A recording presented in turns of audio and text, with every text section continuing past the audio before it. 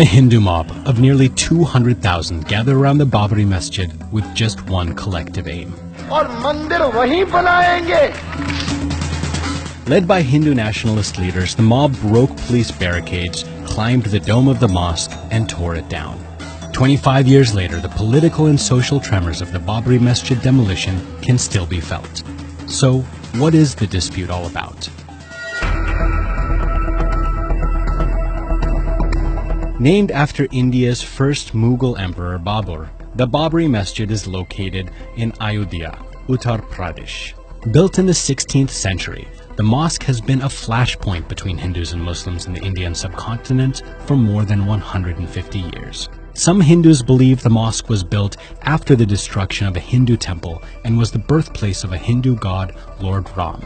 There have been confrontations here since 1853. The British segregated the places of worship for the two communities, and that was how it stayed for nearly 90 years.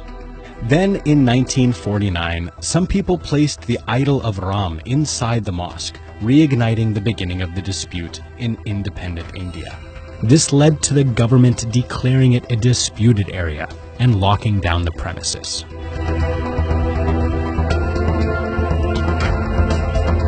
In 1984, the Ram Mandir, or the Ram Temple campaign, inspired various nationalist Hindu movements throughout the country to build a temple at this site. It gathered momentum over the next few years.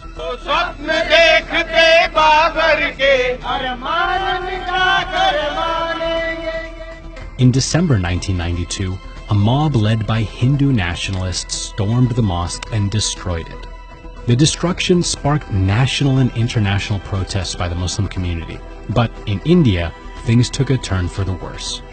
Towns and cities were swept by rioting between the two communities, and more than 2,000 people were killed, mainly Muslims. The Indian government struggled to come to grips with the crisis and accused the right wing of pre-planning the demolition. I am quite sure it was pre-planned. Throughout the dispute, multiple civil suits had been filed, including one on behalf of Lord Ram, claiming ownership of the land.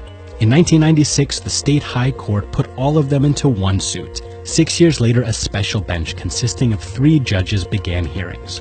In September 2010, the Allahabad High Court pronounced a complex verdict, running more than 8,000 pages. It said that Hindus and Muslims were joint title holders, and the disputed site should be divided into 3 parts, 2 for the Hindus and 1 for the Muslims.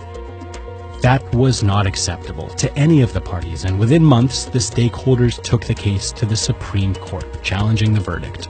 On March 21, 2017, the Supreme Court said the matter was sensitive and should be settled out of court, encouraging all claimants to find an amicable solution. The courts had also been hearing a case preceding the events that led to the demolition of the mosque. In April 2017, the Supreme Court finally charged senior BJP leaders, including former Deputy Prime Minister L.K. Advani, of criminal conspiracy in the destruction of the mosque 25 years ago. This could mean a maximum prison sentence of up to 5 years, but the verdict is expected to be delivered in 2019. The Ram Temple movement has been at the heart of the Hindu nationalist movement in India. In 1984, the BJP, the current ruling party in India, and the party which many Hindu nationalists turned to, held 2 seats in the lower house of the Indian Parliament. Less than 4 years after the demolition, the number rose to 161. Over the years, the BJP has won many state and national elections. The promise to build the Ram Temple on the site of the Babri Masjid has always been a part of their manifesto. December 6th is observed as a black day by Muslims across India. Right-wing Hindu parties mark it as a day of victory. Has the BJP successfully used the Mughal mosque to polarize the people?